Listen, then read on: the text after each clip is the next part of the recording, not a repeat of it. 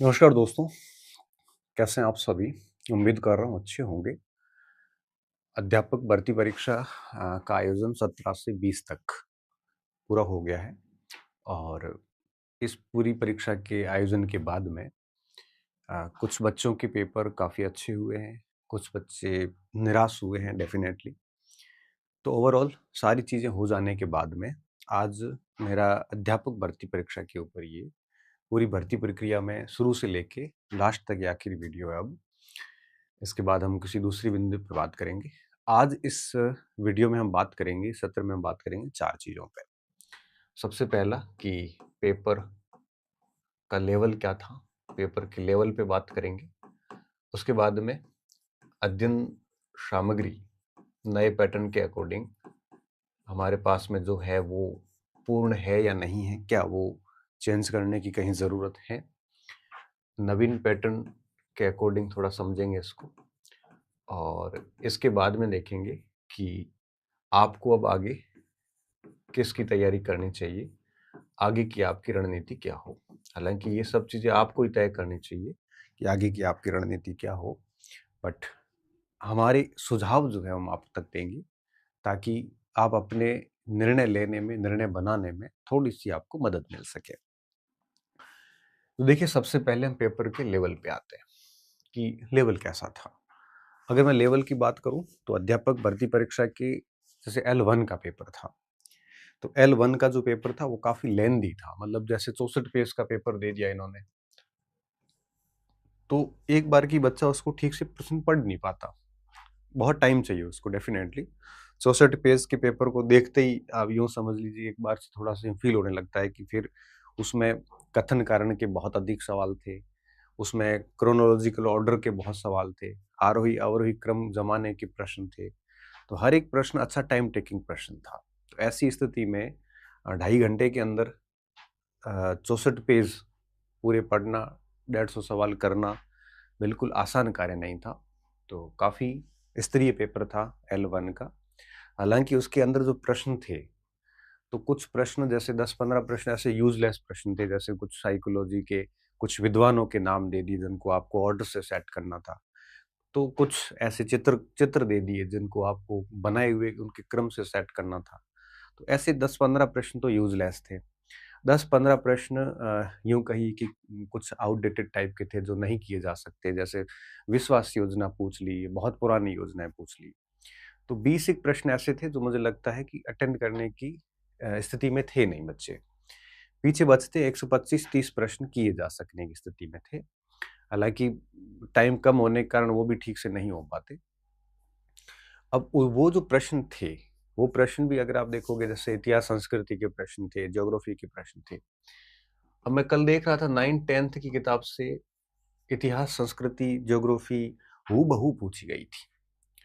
हाँ ठीक है, उन्होंने थोड़े से प्रश्न को अलग तरीके से बनाया, उनको थोड़ा सा उन्होंने और डेप्थ में जाके छोटे छोटे बारीकी से फैक्ट लेके पूछ लिए, जो बच्चे या तो याद नहीं कर सके या फिर हो सकता है कि उन्होंने किताब पढ़ते वक्त उन चीज़ों का ध्यान नहीं दिया हो।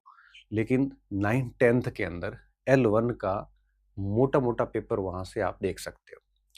थोड़ा सा पैटर्न को फॉलो नहीं किया गया, जैसे पर्यावरण के अंदर मुगल साम्राज्य था, राजस्थान की अर्थव्यवस्था थी, राजस्थान की पॉलिटी थी, यहाँ से एक भी प्रश्न नहीं था, एक भी प्रश्न नहीं था।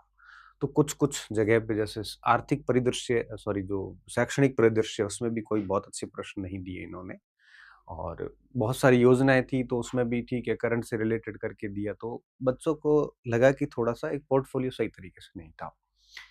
अगर अपन L2 की बात करें तो थोड़ा सा पेपर ठीक था, मतलब जैसे L2 में जैसे सामाजिक की बात करें तो इकोनॉमिक्स तो बिल्कुल पिट गया। हालांकि 15 प्रश्न आने चाहिए थे बढ़िया लेवल के, जैसा सिलेबस था, जैसे राष्ट्रीय आय थी, उसमें मुद्रा के रूप थे, तो कोई अच्छा एक भी स्तरीय प्रश्न नहीं था उसमें, कहीं पे भी कोई श्योरिटी नहीं है, सारे कथन कारण डाल दिए गए उसमें। थोड़ा सा प्रश्न में सम्मिलित करो भी होता, थोड़ा स्टैंडर्ड कथन कारण भी होने चाहिए। आपने कई जगह पे अननेसेसरी कथन कारण बना दी, जो कथन कारण बनते भी नहीं है। कुछ प्रश्न आउट ऑफ सिलेबस भी थे उसमें से, हालांकि आउट ऑफ सिलेबस बाद में डिलीट हो जाएंगे। और कुछ भाषाएं बड़े बराबर नहीं थी, हिंदी इंग्लिश का ट्रांसलेशन सही नहीं था। तो ऐसी स्थिति में बाद में लास्ट की में बहुत सारे प्रश्न डिलीट होने की चांसेस भी बन जाते हैं यहाँ पे। और आर्थिक शैक्षणिक परिदृश्य L2 सामाजिक में पता नहीं कहाँ गायब कर दिया इन्होंने। बाकी चीज़ें ठीक-ठीक थी। तो पेपर कोई ऐसा बहुत अच्छा संतुलित सा पेपर दिखा नहीं उसमें। हिंदी का पेपर फिर भी ठीक था, जीके वगैरह अच्छे थे उसमें और हिंदी भी अच्छी स्तरीय हिंदी एक बार इस बार पूछी थी। हालाँकि हिंदी फिर भी सिंपल कह सकते हो क्योंकि जो 60 प्रश्न आते हैं हिंदी के, वो बच्चों को इतना बढ़िया पढ़ा हुआ है कि लोगों को वो ठीक ही लगता है। उसमें हार्ड देते तब भी सिंपल ही लगता है। तो पेपर के लेवल पिछली बार की बनिस्बत थोड़े से अच्छे थे। लेकिन जहाँ तक कट ऑफ की बात है, कोई इसका आंकलन नहीं लगा सकता। कारण ये है कि इस बार सीट बेहद कम है और जब आपकी सीट बहुत कम होती है, तो कट ऑफ का आंकलन बेहद मूर्खता होती है। तो आप है वो मैं ऐसा मानता हूँ कि आप इस चक्कर में मत पड़ना। मैं आप सभी विद्यार्थियों को एक सलाह दूँगा कि पेपर हो चुके हैं, अब इसको पैक करके अंदर डाल दो। आज से ही अगर मेरी बात मानते हो तो एक आधी की चेक कर लो और फिर जैसे ही बोर्ड की आती है, उस समय एक बार और चेक करना। बस इस दरमियान बंद कर दो। किसी भी कट ऑफ बताने वाले लोग ये सब व्यूज़ के लिए करते हैं। जितने भी कट ऑफ बताने वाले लोग हैं ये कोई भगवान तो है नहीं कि इनको सब पता चले और भगवान खुद के अस्तित्व पे भी संकट है इस समय तो आप ये समझ लीजिए कि कोई भी ऐसा ज्योतिष नहीं है, कोई भी व्यक्ति नहीं है जो बता सकता है। एक समय था जब पता चल जाता था कि भाई बड़े-बड़े स्तर के लेवल के स्टूडेंट के बाद हम पता कर लेते थे कि भाई इतना कुछ होता है। हम भी बताते थे कट ऑफ लेकिन अब ऐसा दौर है कि अब आपने 4th ग्रेड में देखा होगा, कट ऑफ के ऊपर हज़ारों वीडियोज़ बने हैं यूट्यूब के ऊपर, हज़ारों पोस्ट लिखी गई है और आप लोग लाइव लाइव कमेंट्री देख के अपना कितना समय बर्बाद कर चुके थे। और लास्ट में हुआ क्या? हुआ वो इतनी प्रेडिक्शन किसने भी नहीं नहीं की थी। चाहे अब आप उसपे भ्रष्टाचार के आरोप लगाओ, चाहे कुछ भी लगाओ, आपका समय तो बर्बाद हुआ। बेहतर है इस पूरी गेम से, इस ट्रैप से बाहर आइए। लोगों को कोई मतलब नहीं है आपसे, आपका उनका सिर्फ़ अपना व्यूज़ बढ़ाने, अपने सब्सक्राइबर बढ़ाने हैं। तो इस प्रकार कृपया करके आपने पेपर दे दिया है, अब जो भी होना है वो होके रहेगा। इस तरह से लाइव कमेंट्री देखने से आपका ना तो मार्क्स बढ़ेंगे, ना आपके मार्क्स कम होंगे, कुछ भी नहीं होगा। इससे अच्छा है कि आप इसको बंद करके साइड में रख दो पेपर को और ये लाइव कमेंट्री, कट ऑफ बताने वालों से दूर हो जाओ और यही कह दो कि पेपर ठीक हुआ, आगे होगा जो देखी जाएगी, सीट कम है यहाँ पे। तो कट ऑफ के चक्कर में मत फँसना क्योंकि सीट बेहद कम है।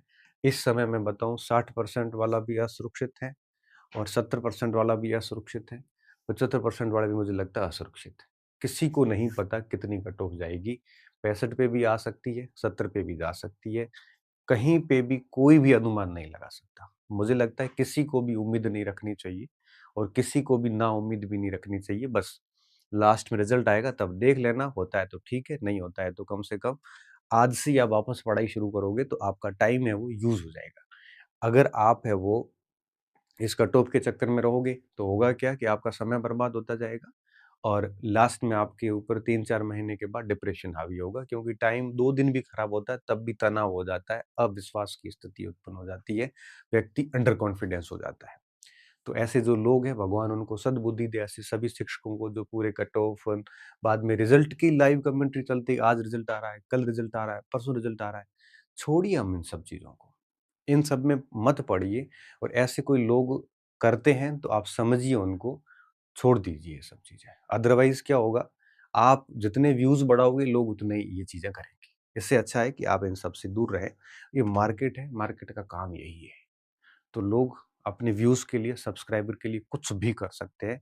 तो आप जो है इस प्रकार की लाइव कमेंट्री जो आती है, कट ऑफ की हो, चाहे रिज़ल्ट की हो, इनसे दूर रहिए। ये सिस्टम जब होना है तभी होगा। आपके बार-बार मोबाइल देखने से ना तो रिज़ल्ट आएगा, आपके 1000 वीडियो देख लेने से कोई भी ये नहीं कह सकता कि कट ऑफ कितनी रह सकती है। इसलिए इन सबसे दूर रहना। तो पेपर का लेवल ठीक था, भई जितना मैंने समझा मैंने आपको बता दिया। मुझे लगता है कि थोड़ा-सा और बोर्ड को सुधार करने की आवश्यकता है। ऐसा मिला-जुला होना चाहिए कि हर टॉपिक से कम प्रश्न होना चाहिए। उसमें कुछ प्रश्न कथन कारण कुछ कथन कारण हो, तो कुछ सुमेलित करों में भी, कुछ सीधे प्रश्न भी होने चाहिए, कुछ और विश्लेषणात्मक प्रश्न भी होने चाहिए। कथन कारण के अंदर भी अच्छे कथन होने चाहिए। क्रोनोलॉजिकल ऑर्डर में भी आपके पास में बढ़िया-बढ़िया सवाल पड़े हैं, तो आपको एट लीस्ट मनोवैज्ञानिकों की परिभाषाओं के क्रोनोलॉजी पूछने की कहाँ ज़रूरत है। तो कुछ बोर्ड को और सुधार करने की आवश्यकता है। डेफिनेटली कठिन बनाइए, लेकिन कठिनता जैसे आरपीएससी लाती है, तो आरपीएससी के ऑप्शंस देखिए आप। हालाँकि आरपीएससी कुछ अति कर लेती है, उतनी अति तो दोनों अतियाँ खराब है, ठीक है? तो पहले के बोर्ड के पेपर से तो इस बार ठीक है, तो थोड़ा और सुधार करने की आवश्यकता है।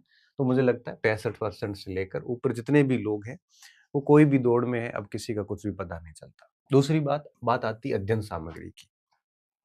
तो इस पेपर को देखने के बाद बच्चों के दिमाग में आया कि अब आगे जो पेपर होने वाले हैं, चाहे ग्राम सेवक हो, एलडीसी हो, जो सब पेपर बोर्ड करवाएगा, तो उनको लेके क्या हमारी अध्ययन सामग्री पर्याप्त है या नहीं? मैं आपको एक सिंपल सी बात बताता हूँ।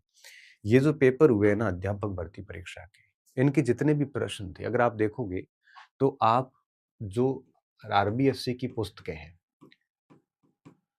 प्लस आपके पास में जो भी कोई गाइड थी या आपके पास में कोई भी नोट्स थे, आप देखोगे तो कंटेंट 90% कंटेंट इनमें से है, और ये तो मैंने खुद ने देखा है।